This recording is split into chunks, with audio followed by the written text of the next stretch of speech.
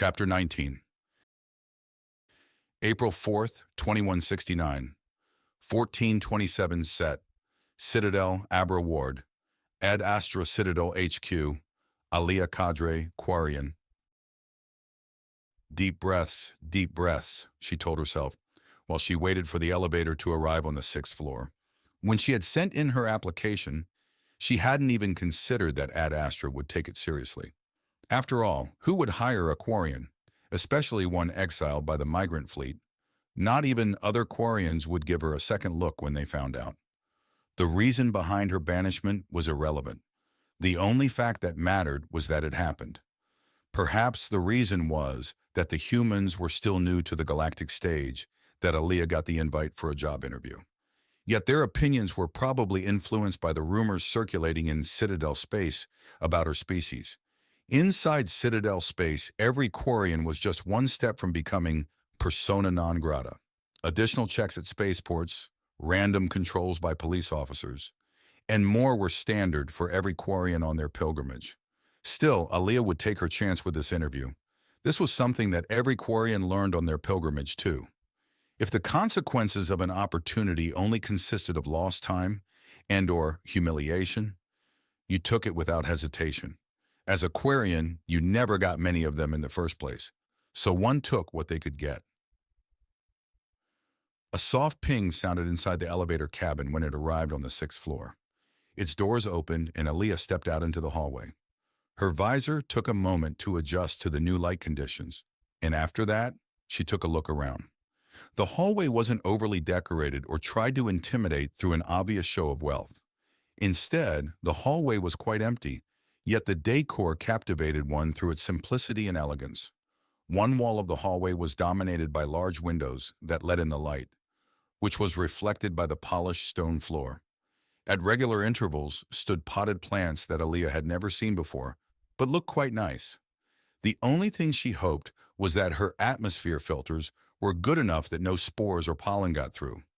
She didn't want to get sick during the interview, which would probably be quite disadvantageous. As she walked down the corridor, she noticed that the doors were made out of wood, or at least looked like they were made out of it. She arrived at the door, and the sign next to it said, Room 6 to 24 inches, which was the room where the interview was supposed to happen. Come on, Alia told herself. You can do this. You're a great engineer and scientist, else that Bashtet wouldn't have felt threatened and got you exiled. You can do this. After her psych-up, she took another deep breath and knocked on the door lightly. It took only a moment before a gruff voice sounded through, and her translator translated the words into Kellish. Please come in. Hesitating momentarily before steeling herself, she lifted her right hand and swiped over the sensor to open the door. The door opened with a soft sound, and Alia took her first step into the office on the other side. She took a moment to appreciate the simplicity of the office, which reminded her, like the hallway, a bit of her old room. Like many other Quarians, she came to like simplicity, more out of a need than anything else. But still, it was nice to see that Ad Astra seemingly followed the same school of thought. The walls in front of her and to her right were replaced by huge windows that let the sunlight in and gave a stunning view of the Averill ward of the Citadel. It was even possible to see the other arms of the Citadel in all their glory from this office. To her left was a small sitting area with 2 armchairs and a couch with a small table between them. Directly in front of her was a desk that dominated most of the office space and would have been probably the most intimidating thing in the office if the man sitting behind it wasn't there. It was a human male, as far as she could tell by the missing mammary glands, and was probably older than most humans she had seen today, evident by his graying hair. Keela, when was the last time I saw a Quarian without their suit? Do Quarian males also get gray hair when they are getting older? I can't remember. Currently, the man was looking at his activated computer, his eyes scanning over the displayed text fast. But he gave Alia a side glance, pointed at the chair in front of his desk and said, Please sit down, Miss Cadre. I will be with you in a moment. From her place by the door, Alia walked forwards and sat down on the offered chair. Contrary to her expectations, the chair was not uncomfortable at all. A second look was all it took to notice that the chair was made to fit the Turian and Quarian physiology and not the more common Asari and Salarian, which the humans shared. Still, while she sat there waiting, she started to play with her fingers, a nervous tic that followed her since childhood. I mean, it has to be a good sign, she reasoned to herself. If they took the time to get a chair that fits me, then they can't be prejudiced, right? A soft cough tore her away from her thoughts, and she flinched slightly at the sudden noise. She looked up and saw that the man had closed his computer and was looking at her, his mouth lightly stretched upwards and showing a few of his teeth. For a moment, she froze up, thinking about if this was like the smile the Asari had, or the threatening gesture of the Krogans right before they tried to eat one. A smile, it's a smile, you idiot. Why did you take the time to read those books about human culture and everything else over the last week when you forget everything anyway? She scolded herself, trying to get a grip on her nervousness. Everything is all right, Miss Cadre. There is no reason to be nervous, said the man in front of her, his voice a soothing baritone. Yes, yes, she replied, her anxiety bleeding through her voice. Elia half expected the human to look annoyed at her nervousness, but he just smiled and waited for her to relax. She took another deep breath, which wouldn't be last during the interview, and forced herself to calm down. After a few seconds of quiet, the man started to speak again. It seems like you calmed down somewhat. Good. Then we can probably start with the interview. Or, what do you say? I'm ready for it, Aaliyah responded, forcing her voice to remain steady. Wonderful, the man said and clapped his hands together. In the back of her mind, Aaliyah asked herself if that was an expression of joy or just a signal that things would start. She shelved that thought for now and instead concentrated on the man's next words. Since I already know who you are, Miss Cadre, from the application you sent us, it would only be fair when I introduce myself as well. I'm Brian Nolan, Assistant Director of Human Resources, or HR as we call it, in our Citadel branch office. The Department of Human Resources is responsible for managing anything that is employee-related within our company. Despite the name, that includes any employee of a different species. In fact, it is my personal responsibility to oversee the hiring process of any person not of the human species, which includes you, Miss Cadre. Mr. Nolan took a short break to observe her, and Aaliyah squirmed under his look. The look wasn't even half as intimidating as the one she got from the Turian customs officer, but it made her thrice as nervous. This man wasn't just a little cogwheel in the machine, but one of the big players, or so she thought. It was normal to be nervous, right? As of now, we have employed 16 Turians, 12 Salarians, 5 Asari, and 1 Krogan. This isn't because we discriminate against any species. It is because we started to allow applications from non-humans just this year. Mr. Denebrin, the owner of Ad Astra, believes that every single person has something that can contribute to the success of this company. The genuine smile that Mr. Nolan sent her way assuaged any remaining worries that she would be discriminated against for her Quarian heritage. It was one thing to read about company policies on the extranet. It was another to be told to your face that it was true. Yet, Mr. Nolan continued, and his voice took on a more serious tone than before, we have to inform you, before we continue with the interview, that there are legal requirements that have to be fulfilled if you want a job at Ad Astra. We like to inform potential employees beforehand since some of them are quite dissuasive, or so I'm told by some of the other interviewees.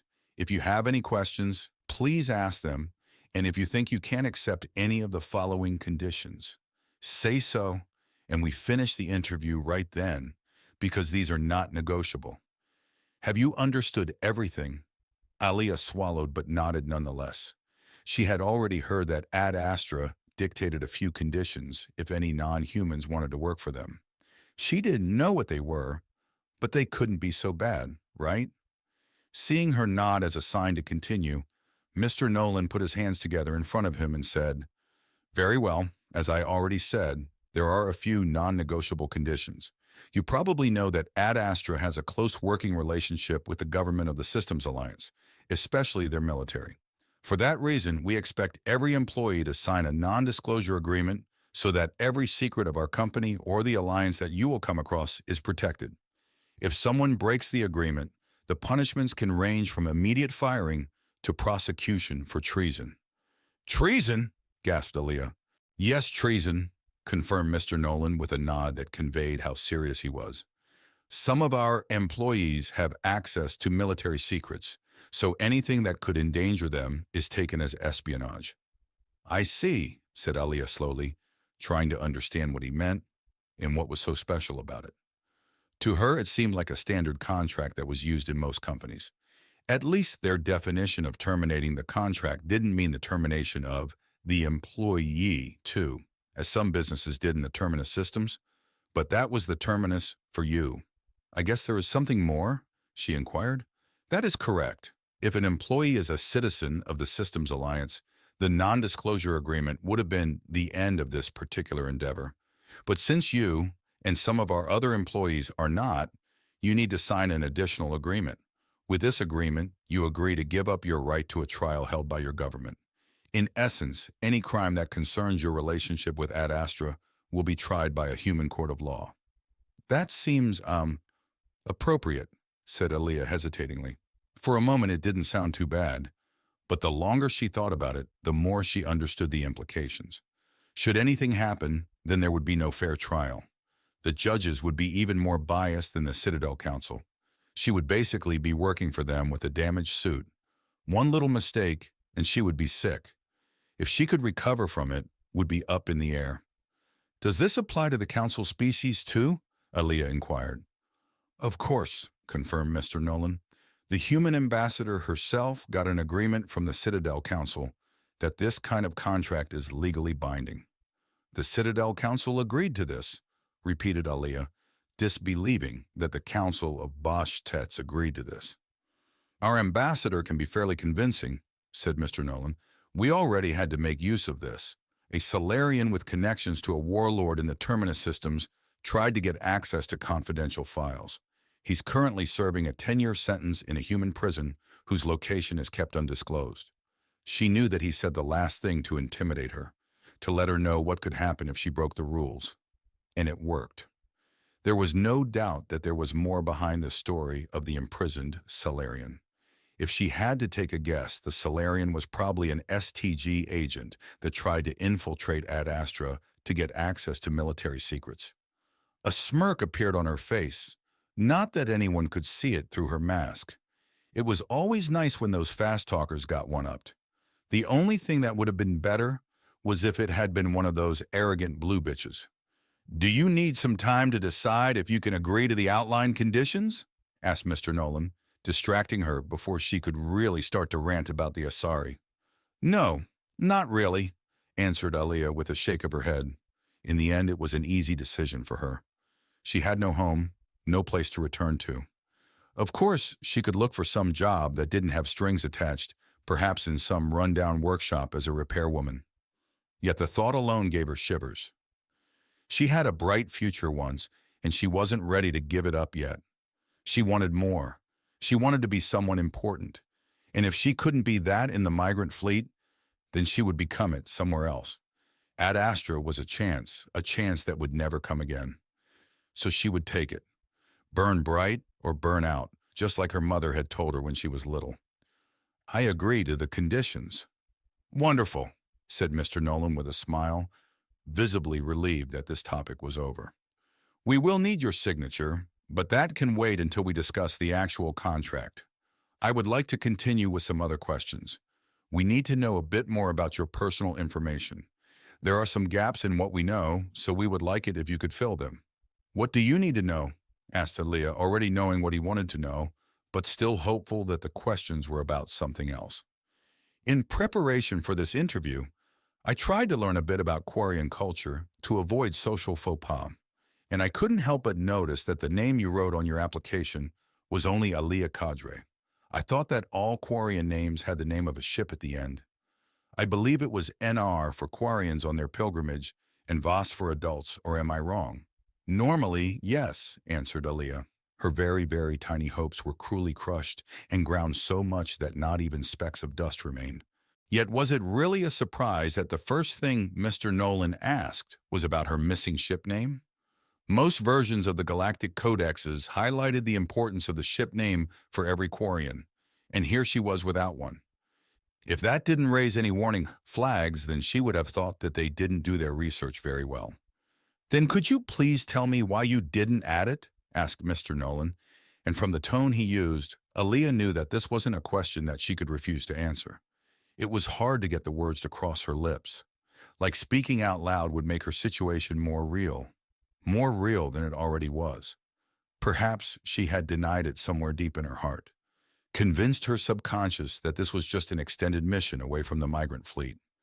Every time she thought about home, there was a deep longing inside of her to go back, and every time it was accompanied by a wave of burning anger at that bullshit that caused all this, just because she couldn't accept that there was someone that could rival her in the scientific field. "I was exiled from the migrant fleet and thus lost the right to bear the ship name," forced Aaliyah over her lips before stiffening in fear of Mr. Nolan's reaction. "If even your own people don't want you, why should we?" echoed through her head in Mr. Nolan's voice.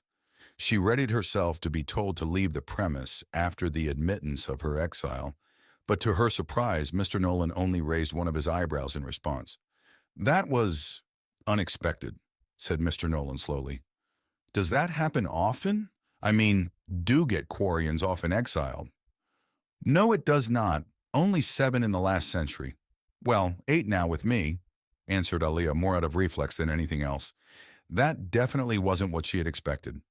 Truth be told, she had expected to be escorted out of the building by security right now, not continuing with the interview.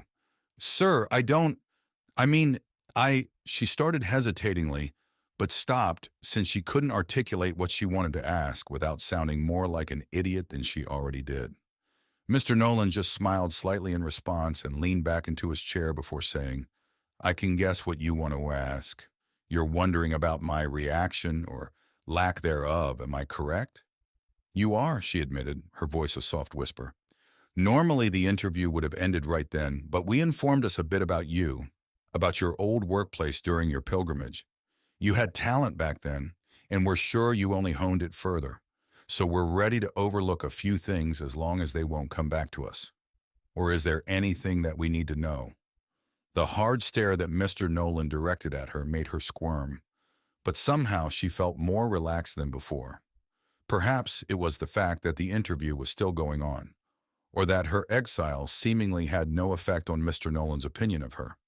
Nonetheless, she had to think that if her exile had any consequences for the company she wanted to work at, and should something happen that could have been prevented by her telling them beforehand, then it would be her head on the chopping block, and she would be powerless to do anything against it. Taking a minute to arrange her thoughts, Aaliyah thought about possible scenarios while Mr. Nolan patiently waited for her to speak up. "Nothing that comes to my mind," she answered after mulling over the question. "So if we started to hire other Quarians, perhaps those on their pilgrimage, there would be no problems?" "Not that I know," came Aaliyah's truthful reply. She didn't know if there would be any problems, but the only thing that could happen was that the young Quarians would refuse to work with her personally. When she told Mr. Nolan this, he hummed and closed his eyes for a moment, seemingly deep in thought. "Is there anything, and I mean anything," began Mr. Nolan, opening his eyes and leaning forward, his eyes finding hers through her mask and freezing her in her place with how intense they were. "And I thought Krogans were scary," thought Aaliyah as she felt how her blood got colder in her veins. "That could create problems from the side of the migrant fleet, be it for Ad Astra or the Alliance in general," continued Mr. Nolan, his eyes never leaving hers for even a moment. "There could be one little thing, but I don't think that she would do anything. She got what she wanted, and if she causes problems, it won't have anything to do with me. But because she is the biggest bullshit that ever existed." Her voice had been barely a whisper at the beginning, scared that this could become the reason why she wouldn't get this job. But as she continued, the anger and fury came back, and her voice got stronger with it. "I already lost so much because of you, and now you're going to be the reason why I won't get this job too. Choke on your damn ambitions. I hope you die before you can ever lie an eye on the homeworld," screamed Aaliyah inside her head. At the end of her rant, she was almost screaming for real, And when she noticed that she had stood up and was yelling at Mr. Nolan's face, she froze. She quickly sat down again and mumbled an apology, embarrassed and fearful at the same time. That couldn't have happened, right? She knew she held a grudge for what had happened, but Aaliyah thought she had control over her feelings.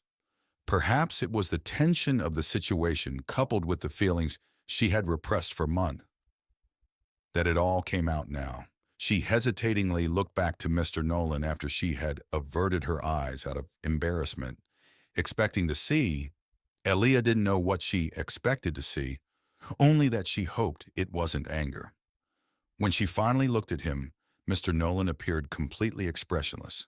If she had to make a comparison, she would have said she was looking at an Honor, only with a lot less red. "Did you calm down?" he asked, his voice not betraying any feelings. "I'm sorry," mumbled Aaliyah and made to stand up. But before she could even stand up halfway, Mr. Nolan's voice interrupted her. "Where do you think you're going?" I thought, after what just happened, I thought..." She stammered but stopped when Mr. Nolan raised his hand. He let out a long sigh and said, "I understand what just happened was out of the ordinary, and my questions may have helped to drag out some unpleasant feelings. I won't ask who that Bosch-Tet even is, or what that even means. We will come back to you for that information at another time, if that is okay with you." She could only manage a shaky nod, still in denial that she wasn't being thrown out of the room right now. "Now, can we please finish the interview?" asked Mr. Nolan, and pointed at her chair, signaling her to sit back down. Aaliyah sat down and fell back like all the bones in her body just disappeared. It was like the fact that the interview continued after all this forced her body to release all tension in it, even though she needed to sit normally. With a bit of effort, Aaliyah managed to position herself in the chair so that it looked normal and waited for Mr. Nolan to continue. "There are only a few things I have to ask and inform you about it, and after that, you can let a lawyer of your choice check the contract." "What contract, Enko?" interrupted Aaliyah, and Mr. Nolan grimaced for a moment, but it was over so fast that she didn't know if it really had happened. "Since before you entered the building, we were ready to offer you a contract. There were only a few things we had to discuss first, and while it wasn't as smooth going as I had hoped, it was still inside our tolerance interval." "But why?" she inquired. "I know I did well on the preliminary test, but that can't be all, right?" "You would be correct with your assumption," confirmed Mr. Nolan. "The reason is twofold, or threefold, depending on how you look at it. The board wants Ad Astra to be a shining example of interspecies cooperation, to show the galaxy that we can work well with others, and that we're integrating with the rest of the galaxy. In essence, it's a PR move." Aaliyah just nodded, not understanding how that helped her get the job. She never had any talent for politics, one of the reasons why that Bosch-Tet got away with what she did. But right now she was grateful for politics, probably for the first and last time in her life. "The other reason is that we're still a very young company in the eyes of the galaxy," continued Mr. Nolan. "Most of the big companies in Citadel space exist since centuries ago. So we need every advantage that we can get our hands on, and everyone says, even if they do so reluctantly, that Quarians are among the best engineers in the galaxy, and we're not satisfied with the average. So I only have one more question for you, Miss Aaliyah Cadre. Can we welcome you into the Ad Astra family?"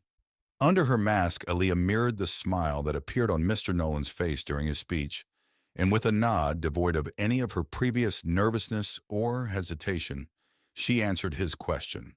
Half an hour later, she left the building into the busy streets, a contract saved on her Omni tool that would and did change her life. Chapter 20. April 8th, 2169, 1544 Set, Citadel Aber Award, Ad Astra Citadel HQ, Oscar Denneburn.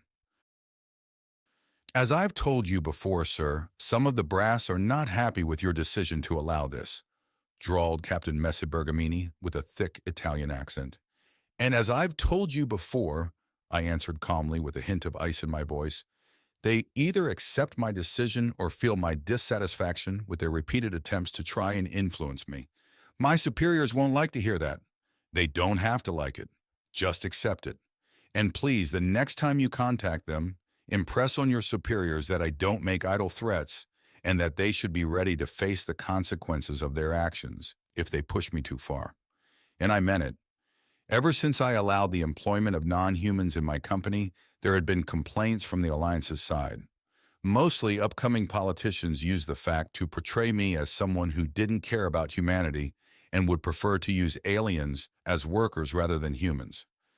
If one looked just a little deeper into the matter, it was easy to find out that some of my business rivals supported those politicians with financial aid. I ignored those kinds of people. They were of no concern to me. Even the people who were only mildly interested in politics scoffed at the rhetoric, not believing them in the slightest.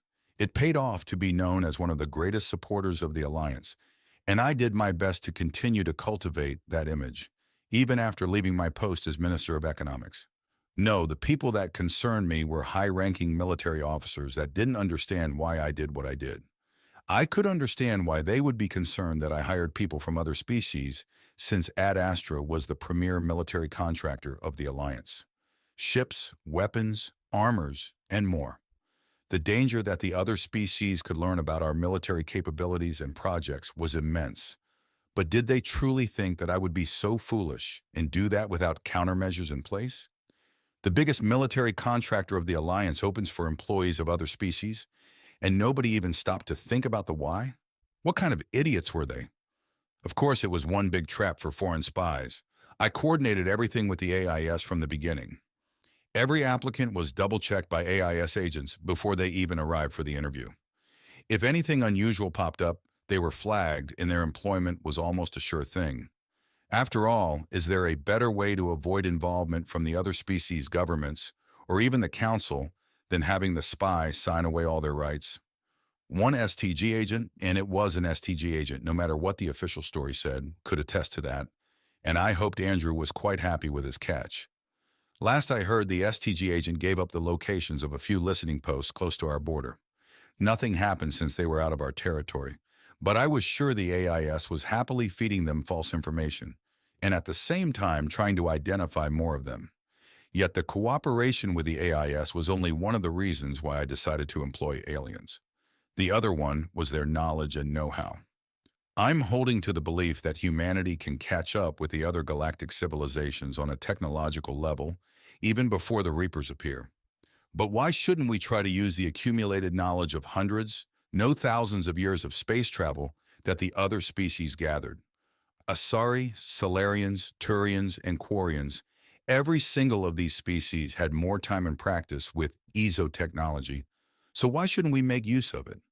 Furthermore, it would give our own scientists a different point of view, as long as they take it as just that and not as the only truth available. Besides, and that was a side project with the AEIS as well, it would give us the chance to observe how some of their best scientists and engineers thought.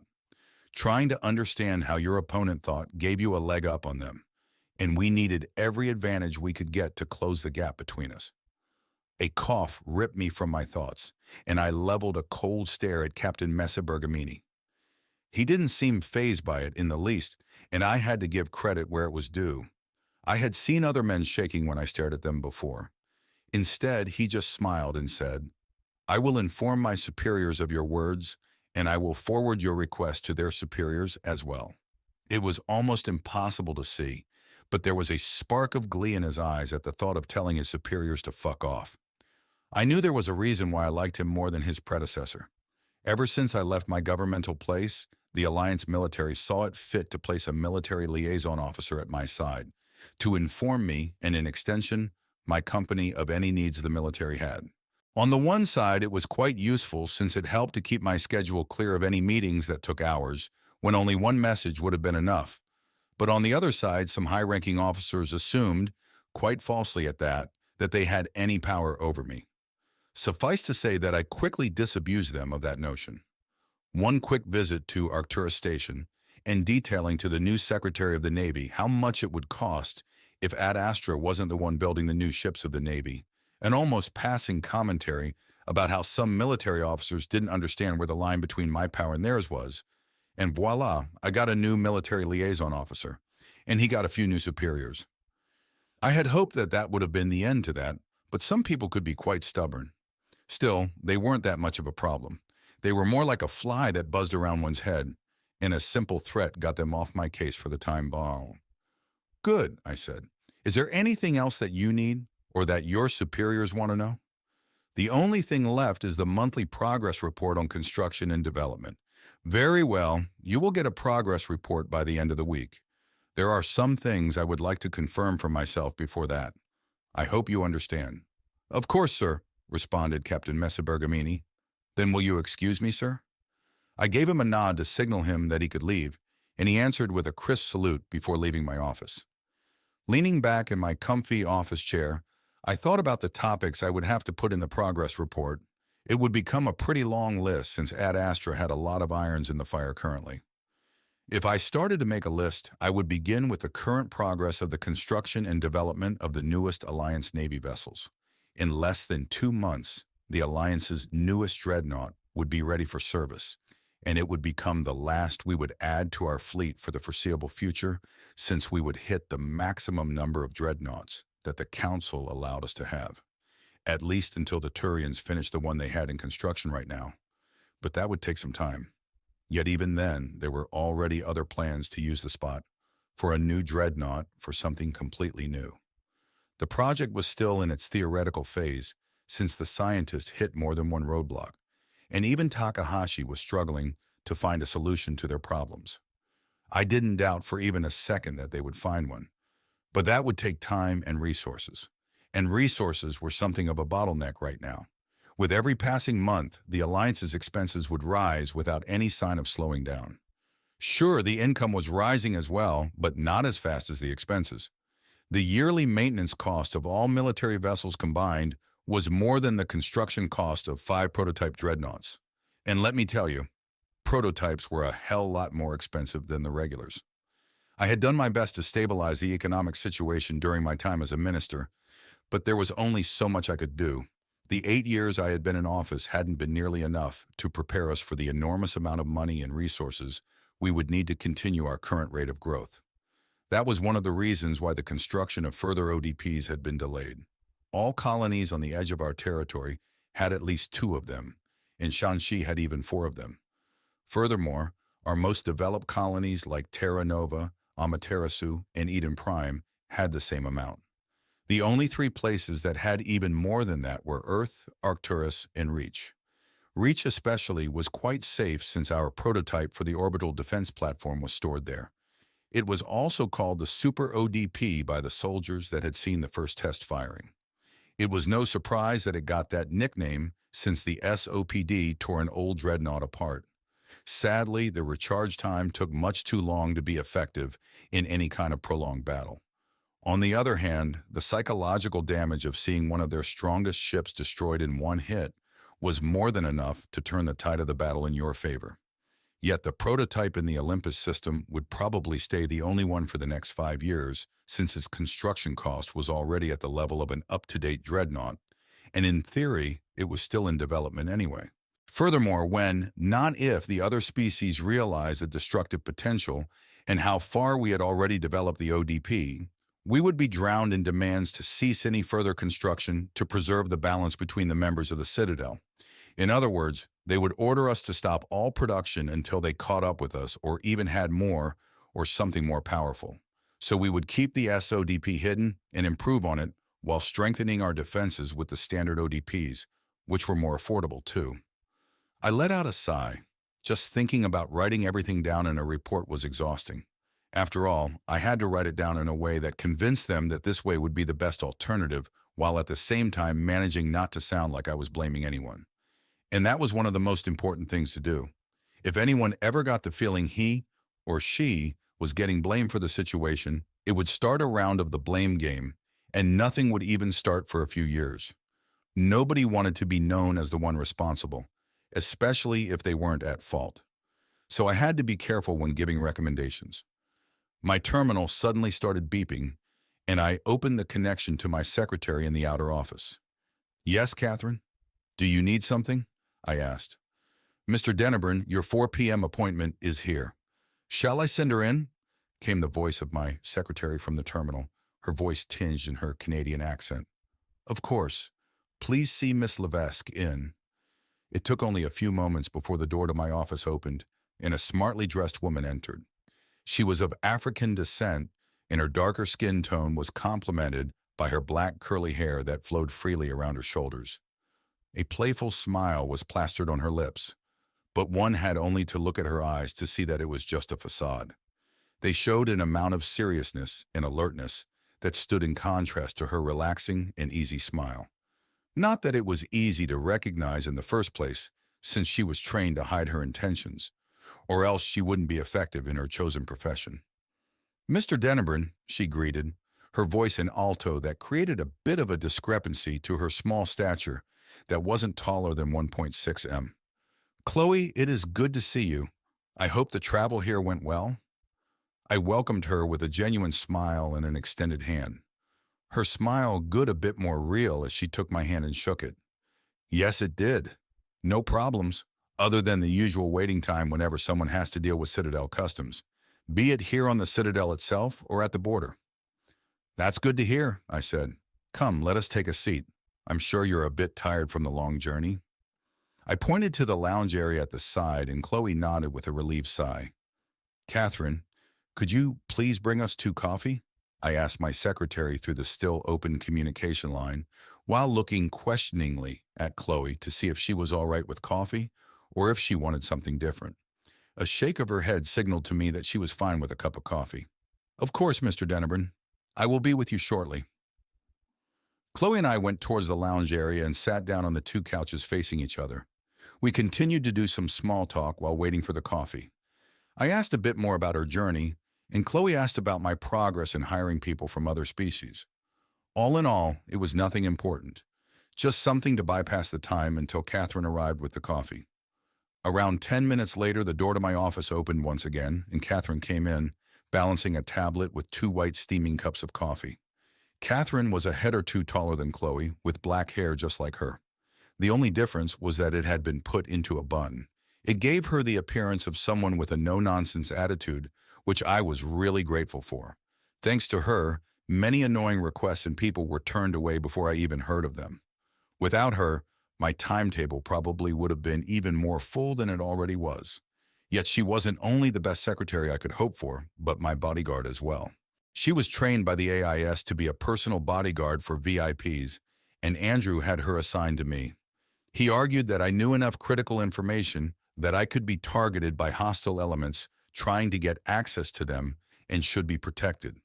While he could have just ordered one of his people to become my bodyguard, he had to give an account of how he used Alliance resources, so he told them that in addition to protecting me, Catherine would keep an eye on me to make sure that I wouldn't do anything that could be harmful to the Alliance, and if needed, make sure that I was taken out of the picture by any means necessary. Of course, his reasoning was complete bullshit, but they bought it. Andrew knew that I wouldn't do anything that could be detrimental to the Alliance, but he had to keep up the image of someone that would do everything to keep the Alliance safe. Furthermore, it helped to intimidate others. Nobody wanted to be on the bad side of the director of the AIS if he was willing to go as far as killing a good friend to keep the Alliance safe. In truth, he wanted someone close to me to have an easier time maintaining communication between us and coordinating the exchange of information. Right now, our information network was only effective inside the Alliance's territory, but with my growing connections here on the Citadel and Andrew's efforts in placing agents on key planets, it was only a matter of time until the information network was just as effective inside Citadel space. Catherine set down the 2 cups and asked, "Do you need something else, Mr. Dennebrand?" I lifted my cup and took a sip before I answered, "The coffee is great." "As always, Catherine." "Thank you. That would be all. Please close the room when you step out."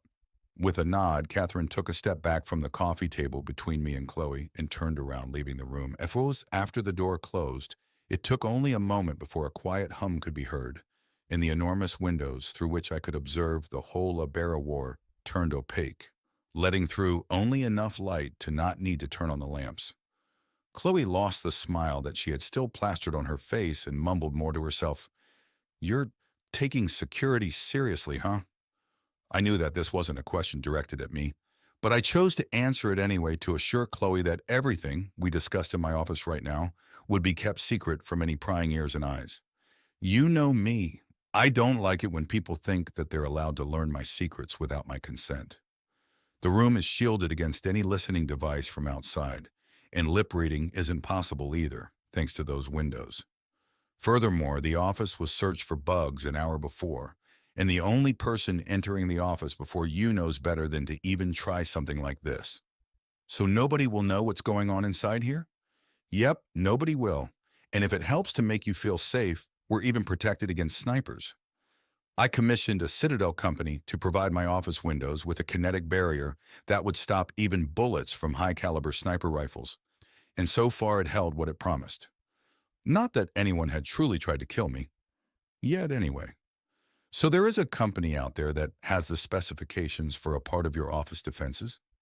The important word here is part of, I said with a smile. I had my engineers look over it and create something similar. Effectively, I have 2 kinetic barriers around my office, one outside the windows and another one inside. I could almost see how Chloe's shoulders sagged in relief. Whatever she found out must have kept her on edge ever since. And I was curious to find out what exactly had happened on her mission to Ilium that I sent her on. Not content with waiting anymore, I asked, "So what happened on Ilium? Did you find out anything about why Martin has disappeared?" Instead of answering my question immediately, she took a sip of her coffee, probably to give her enough time to order her thoughts. After she put her cup back down, she looked me in the eyes and said, "Finding out what happened was the easy part. Apparently, he ran afoul of one of the local mercenary groups called Eclipse. The Ilium police force found his body in a back alley, his body shredded by a shotgun equipped with incendiary ammo. I saw some of the crime scene pictures, not a pretty sight. The officers asked a bit around, found out he had a bit of a drunken argument with an Eclipse mercenary in a bar, and then the case was closed. Just another victim of gang violence." "That's unusual," I commented. "As far as I knew, Martin never drank, never even touched a beer, not after living most of his life with an alcoholic father." "I know, agreed Chloe. "I found it strange too, so I asked if I could retrieve his personal effects. They gave it to me since the case was already closed for them, and nobody else came to claim them." "There is one thing I would like to know," I interjected before Chloe could continue. "Why didn't they inform us of Martin's passing?" Chloe only shook her head and sighed. I asked the same question, and the only answer I got was that there are no official agreements with the Alliance that the Ilium government has to inform them about the death of one of their citizens. And without such an agreement, the Ilium officials won't do anything. On Ilium, nothing gets done if it isn't put down in writing, and even then it will take some time to get through the mountain of bureaucratic nonsense they created to annoy offworlders. "What a bunch of cunts," I scoffed. "Sorry for interrupting you. So you got Martin's personal effects, and what then?" "After I got them, it was pretty clear that somebody else had looked through them before me. And I don't mean the police. Somebody looked for something. That much was clear after I checked his computer in OmniTool. They showed signs of tempering, as if somebody broke through his security and searched his data. I found traces of something that looked like a file, but it was deleted, and anything that could help to restore the file was destroyed. Whoever it was very thorough. Still, you found something, right? You're one of my best information gatherers, just like Martin was. You wouldn't have come back if you hadn't found something. You're too stubborn to come back with empty hands." A small, genuine smile appeared on Chloe's face as I said this. And it was true, she was one of the best. Perhaps even the best. I had created a small group of people that would travel to different places to look for business opportunities and information that could be used to benefit my company, or sometimes me personally. If I had to describe them, I would say they were a mixture of a PI and an economic analyst. They didn't do anything outrageous like industrial espionage. For that, there was a completely different team with another skill set, but they collected any kind of information that was even remotely interesting. "Yes, I found something," confirmed Chloe proudly. "Martin was smart enough to leave a coded message inside his book." "His book?" "Yes, everyone in our team has a trick to make sure that any important information is secured, even if our electronic devices are destroyed. Martin liked to use paper books to hide them. He would write down numbers on a bookmark indicating page, word, and sometimes letter, which you had to find starting from the page where the bookmark was put. And depending on if the bookmark was put upside down, you have to go forward or backward. Everyone has something like this? I asked, amused. Yes, answered Chloe a bit sheepishly. We know that the AIS likes to use old-style espionage techniques, so we thought that we should use them too. Do you have your own trick too? Of course, she said, but I won't tell you. A girl needs her secrets, you know. She waggled her finger in front of my face teasingly, and I couldn't help but chuckle a bit at her tone. She joined in after a moment, and for the next minute, all seriousness was gone from the room. After we stopped, Chloe's face returned to the serious look she had for most of the conversation and continued telling me her findings. After I decoded his message, I followed the hints he left, a few names and places, and something that I think is the name of an organization. I checked on the names, and almost all of them are somehow involved with business companies ranging from agriculture to services. Officials were among them too, and not just from Ilium, but from all over Citadel space. The places he wrote down were not really of interest, an abandoned warehouse by the spaceport and some office buildings. I didn't look any deeper into any of them. I didn't want to risk whoever went after Martin noticing my snooping around. Sadly, that happened anyway. What happened? I asked, concerned. I asked around about the name of the organization, and not even 3 hours later I noticed that someone was following me. I booked the next passage to the Citadel and made the hell out of there. What's their name? And did you find out anything? They call themselves the Circle of Alamana, and from the few rumors I could gather, they consist of some of the most powerful business people in and out of Citadel space. Some even say that they are influential enough to direct the economy in any way they want. I see, I said slowly, while the gears inside my head started to spin. I think that was enough for today. Tell Catherine to prepare a room where you can rest. Please write everything down in a report. Do not let out any details if you can. And after that, you can take some time off work. Chloe was surprised and shocked that I ended our conversation so abruptly, but stood up nonetheless to leave the room. Just as she was about to leave the room, I called, "By the way, good work," to which she nodded dumbly, still perplexed at my decision. After she left the room, I deactivated the security measures, looking out onto the Averill ward. My thoughts focused on this Circle of Alamina. The name alone indicated that it was probably of Asari origin, but if that circle only consisted of Asari, I didn't know. It could be, but on the other hand, still they presented an opportunity. Any group powerful and influential enough to affect the economy was worth looking into. If I could somehow join this circle, I could amass enough power and resources to help the Alliance to grow faster than before. Yet I knew that I was probably nothing more than a small fish on their radar.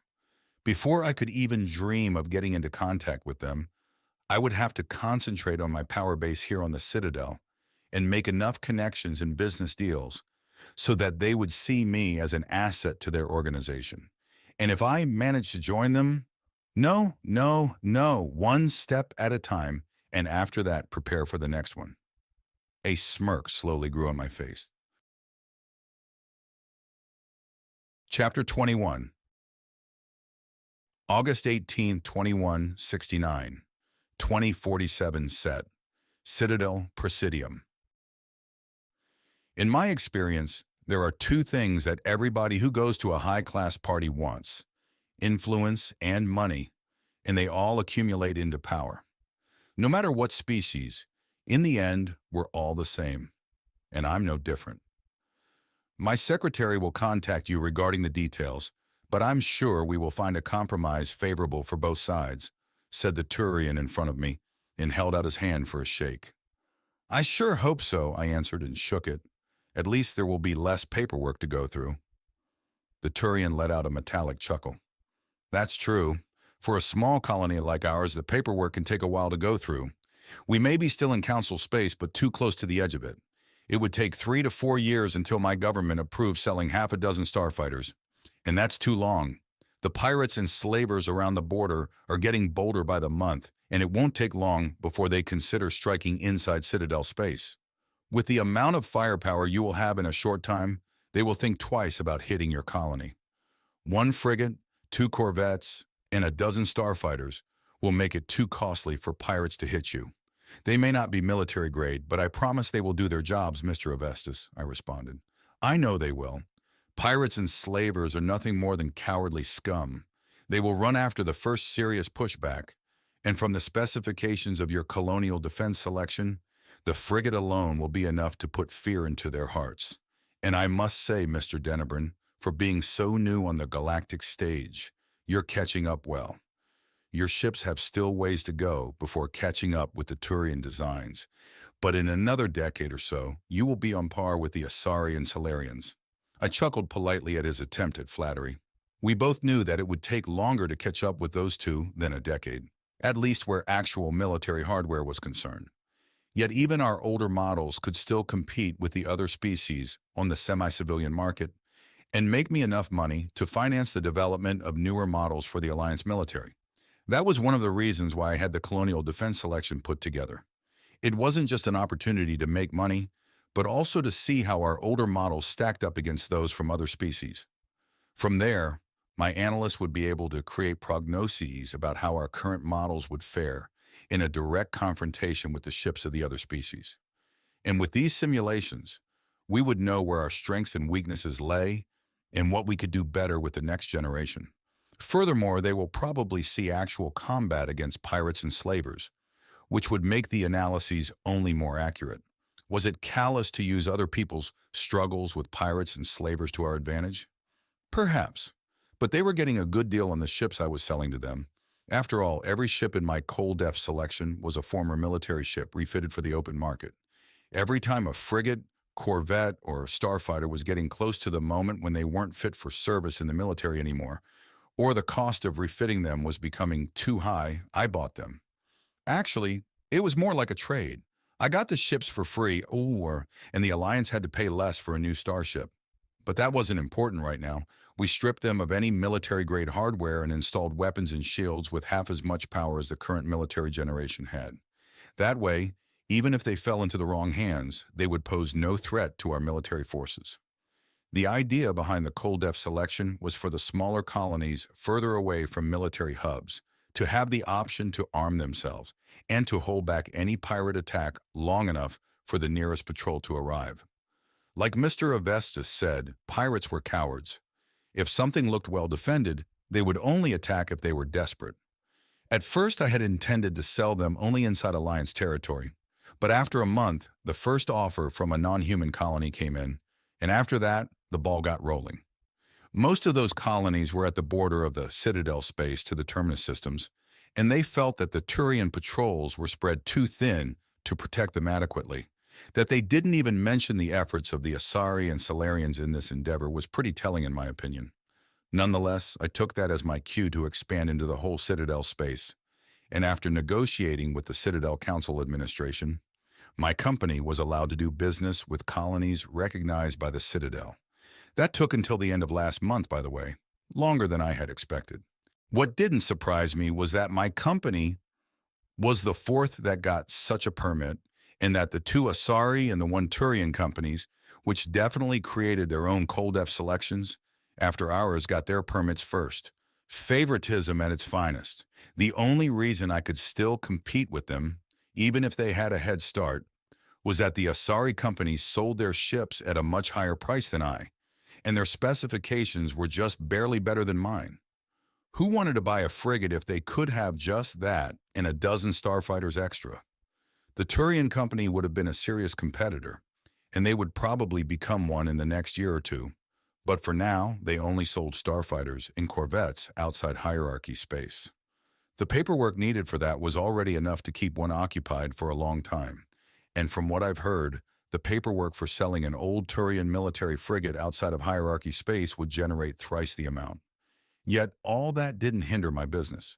It may have been only a month since I got the permit, but my stock was already half empty.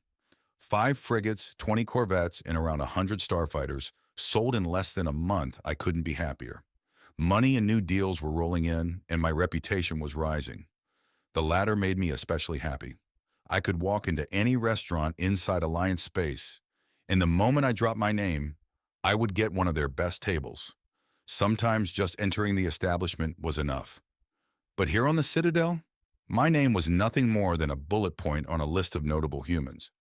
Something I was very eager to change. Being well known opened more doors, and having a good reputation opened the ones you could use to climb further without leaving your back open to unreliable allies. And speaking of allies, I spotted how Anita just politely excused herself from a conversation and made her way towards the open bar.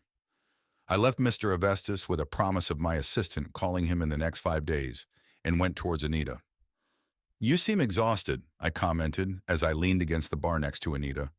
She huffed in response and regarded me with a dry look. "Of course, I'm exhausted. I had to listen as the Hanar ambassador moaned about having to secure preaching permits for his people here on the Citadel, and how that was a travesty since every living being should be educated about the greatness of the Enkindlers." She paused for a moment before she started to whisper harshly, the tiredness in her voice giving way to venom. "Or it could be one of those Batarian assholes their ambassador specifically invited to annoy me. As far as I know, Batarians are always annoying assholes," I quipped to lighten her mood. Apparently I succeeded since her shoulders dropped, and a small smile played over her lips for a second. "True they are," agreed Anita, "but those come from worlds close to the border." "Ah, I understand. I guess they're not happy with our anti-piracy efforts there." "No, they're not. They attempt to veil it as a concern for the stability of the region. Officially, the Batarians are concerned that our efforts in keeping pirate activity low could trigger a retaliation strike from them that could spill over into their territory too." "As if," I scoffed. "They're probably annoyed that their profits are down and that they can't act with the same impunity as before." The same occurred to me. Still, it is stressful playing nice with them all the time when you have to suppress the urge to hit them in the face to shut them up. Is there anything I can do to help with making the evening even a bit enjoyable for you? My offer of help wasn't just to reduce Anita's workload and allow her to enjoy at least a few minutes of the evening, but it would also give me an in with whoever she planned to talk to as well. "Vice Executor Plamen is said to be here this evening," began Anita, and I could already speculate what exactly she wanted from him. While Plamen was only the vice executor and would stay in his position for a few more years if one believed the grapevine, he was still the vice executor and had enough power to approve the employment of humans as CSEC officers, or at least through him we could get a foot in the door. I vaguely remembered that Plamen thought we humans were climbing up the ladder too quickly for his taste, without proving that we could handle the responsibilities accompanying it. It could make the negotiations more difficult, but without trying to find out his stance on the subject, any plan wouldn't get me far anyway.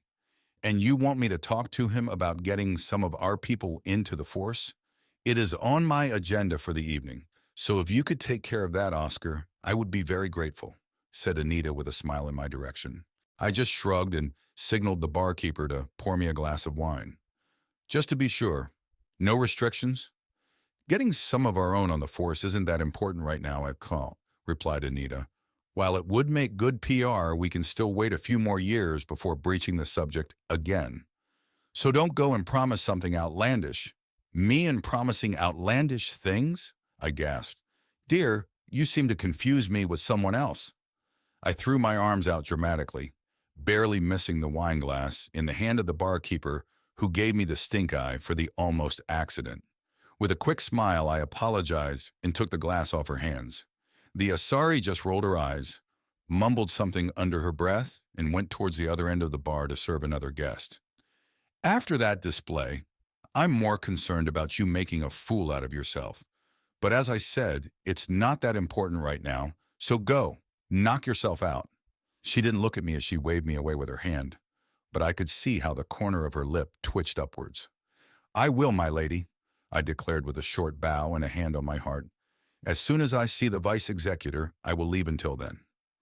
I got up from my bow, relaxed against the bar, and took a sip of my wine. "I will continue to enjoy your presence." The twitch of her lips changed into a genuine smile, and I considered my good deed for the day done. Anita truly deserved to relax and enjoy a bit of the evening after all the hard work she was put through day after day. It wasn't easy to establish relations with more than half a dozen different governments in the span of a few years, and her assistant was likely to burn the same bridges she had painstakingly created. Last I heard, Udina got into a shouting match with a representative of a banking clan of the Volus over interest rates.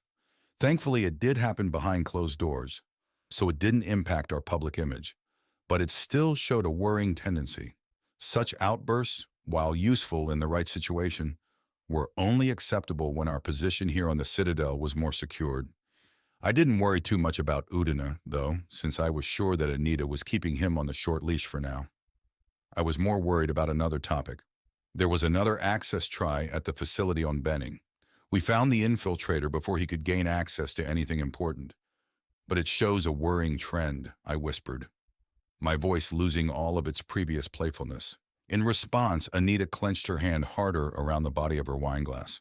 Her knuckles turned white, and for a moment I was concerned that she would break the glass in her hand before she forced herself to relax. "Do we know who was behind it?" she asked, bringing up the glass to take a sip. "No, we don't," I admitted. The infiltrator was human and nothing more than a hired hand. The money came from anonymous sources that we're still trying to track down. But if it is like the other attempts, we won't have much luck with that. In the last few months, the attempts to infiltrate and steal the blueprints and any information about the DR drive had tripled. It was like someone was getting desperate to figure out our secrets. There had even been an attempted kidnapping of Takahashi when he visited our testing facility on Terra Nova. Thankfully, it failed, but Takahashi agreed with my suggestion that he would remain on Reach for the foreseeable future, at least until we found out who organized the attempt. Besides, it seemed like I had to clean house once again if someone was daring to leak Takahashi's travel plans to outside sources. I had made a show of tearing apart a few divisions in search of the culprit, finding the rat had more to do with luck than anything else. But I didn't even need to use my fall guy to get the other rats to relax. The only reason why I had made such a large spectacle out of my hunt for the traitor was that his capture got the other potential traitors to let their guards down while my security team went over my employees with a fine comb and with the help of the AIS. I didn't even need to ask Andrew or send in a request for help before the AIS offered their help. Takahashi was classified as a VSA, a very special asset, and thus his survival and remaining on the Alliance's side was paramount. By the way, I was considered only a special asset. Apparently creating a completely new way to travel between star systems independent of the mass relays and EZO was more important than having enough money to make it possible. "That is unfortunate," commented Anita, a scowl appearing on her face. "Nothing we can do that changes that," I said lightly. "Besides, whoever got their hands on the package extracted from the Athena shipyard won't be happy for long. They only got a small part of the picture, and we left them a small present inside the code." Anita looked at me with a raised eyebrow, silently questioning why I was saying that to her, in a place where we would be most certainly under observation by the STG and other assorted spy agencies. I sent back a challenging grin, uncaring of her unasked question. In response, she rolled her eyes, figuring out that I dropped that tidbit of information intentionally. Whoever stole the information package would probably hear about the comment I just made and would search the code package for any hidden trap up and down. They would never find anything since there was nothing to find, but they shouldn't know that. They would waste precious time searching for a virus that didn't exist. And anything that could delay others figuring out the DR drive was a plus in my book. "I see," she said, and I was sure she saw through my thinly veiled plot. It wasn't a thought-out plan in the first place, more of a spur-of-the-moment plan. But I was sure just the possibility of it being true would halt the analysis of the package for a few days. "Before I forget it, do you remember Alec?" "Alec?" I repeated, trying to remember who she was talking about. "Do you mean Commander Alec Ryder of the N7 forces?" "It's actually Major Ryder now. He's my new military liaison. It seems like he has found a new passion in programming and development. I don't know how far he will go in his pursuit, and if it's something the Alliance can support, but if it's needed, do you think I can send him your way?" It took me a moment to understand what Anita was implying without outright saying it. But if I remembered correctly, Ryder was looking into developing and evolving AI in the games. An AI that was connected closely to the user and learned side by side with him. Of course, that was completely illegal inside Citadel space. And while there were a few ways to research AI legally, it was considered almost impossible to get a permit. For future references, I had looked up who got those permits and found out it had been 3 Asari matriarchs and 5 Solarian researchers over the course of 500 years. And I never found out how exactly they got those permits. It would take a few years and a lot more influence than I currently had to get one of those permits. And even then, the outcome was uncertain. As long as the permit was acquired on the down low by people more interested in personal favors and money, there would be no problems. But if someone more closely to the higher echelons of the government got wind of it and ran to his or her superiors with the information, then the whole thing would get more complicated. If the council knew before I got the permit signed, then there would probably be no permit at all. They would use their favorite excuse of humanity not being ready for such a responsibility and block any attempts in acquiring one. But if I got one beforehand, then they couldn't just take back their permission without looking like idiots for granting it in the first place. Yet that was still far off in the future. So I shelved the thought concerning AI research for now and concentrated on the mass of guests searching for one particular person. Finding him in one of the corners of the room, his back to the wall, watching the other guests, I decided that now was the time to approach him. I emptied my glass and put it on the counter before I turned toward Anita. If it gets too hot for the Alliance, send him my way. I have some practice in handling hot potatoes. Now, if you could excuse me, I just found the target of the mission you gave me, I said and winked at her. With an eye roll, she dismissed me, and I weaved through the party guests towards the other side of the room. After a few close calls of almost bumping into someone later, I arrived at the other side of the room and Vice Executor Palin's eyes fixated on me as I drew closer to him. I raised my hand in greeting with a polite smile, and even from where I stood, I could hear him sigh. Vice Executor Palin, I didn't expect to meet you here, I greeted as I came close. The Vice Executor pushed himself away from the wall and gave me a smile, or the attempt of one. I couldn't really tell if he was smiling or grimacing, perhaps a combination of both. I didn't expect this too, but Executor Vanir told me that C-Sec should be present at this party for more than just security purposes. And I guess nobody other than you were available for this duty? Executor Vanit thought it would be educational for me if I had more exposure to events like these before I take over her position. Oh, is that now confirmed? I asked, interested. I've heard rumors, but nothing concrete. Yes, I've become the designated successor when Executive Vanir leaves the force in a few years. Any reason for that? I inquired. That is private, answered Palin with a scowl, ending my line of inquiry effectively. I understand, I said, closing the topic. For now. Who knew if the information could be useful somewhere down the line? Was there something you need, Mr. Dennebrun? Asked Palin, his posture showing me that he wanted the conversation with me to end quickly. Not that I would end it. I was very good at ignoring such cues when it suited me. You know me, Vice Executor? I asked instead, genuinely surprised that he knew my name and could match my face to it. I make it a habit to remember the faces of people who can influence the political landscape here on the Citadel. And while humans generally don't have a lot of influence, it's changing fast, and I don't like it. Your stance on employing other species got some eyes on you, and I'm sure I will see you more often than not when those same eyes turn hostile, and you need the protection of C-Sec. To me, it seems like you know exactly what's going to happen to me. Should I be concerned? I've seen it often enough before. You're rising up in the world, and fast at that, something that can be said about your whole species. Many people get jealous when that happens and try to take out their competition by any means necessary. This may not be Omega, but don't hold on to the illusion that there won't be any direct approaches to get you out of the picture.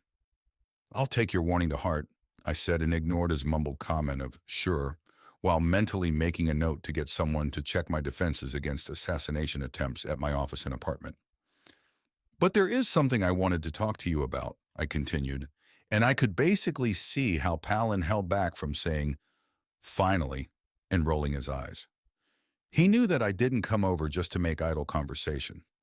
Talking with an experienced CSEC officer could be interesting when they started to talk about cases they encountered, but Pallin wasn't known for being a good conversationalist. It's about humanity taking some of the responsibility for keeping the galaxy safe. We want to do our part in making this station a safe place for everyone. As I've told your embassy many times, this is a decision the Council has to make.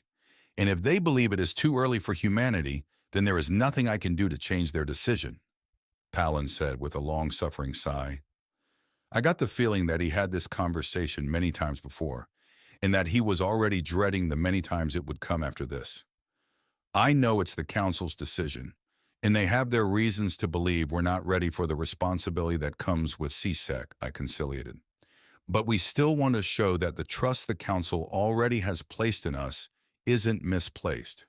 To do that, I had an idea that would need your approval. Then let's hear your idea, see if it's any good. Instead of allowing humans to apply for CSEC in general, why not just employ a handful of trained policemen and officers to see if they can handle the requirements of the job? If we don't know which qualifications we lack to work effectively as CSEC officers, how can anyone expect that we're magically ready for the job when the Council allows humans on the force? So you basically want a test group, summarized Pallin. That is correct. That way, we can learn what our officers lack, and CSEC will get a better picture of how humans can fit into it without a sudden influx of human applicants.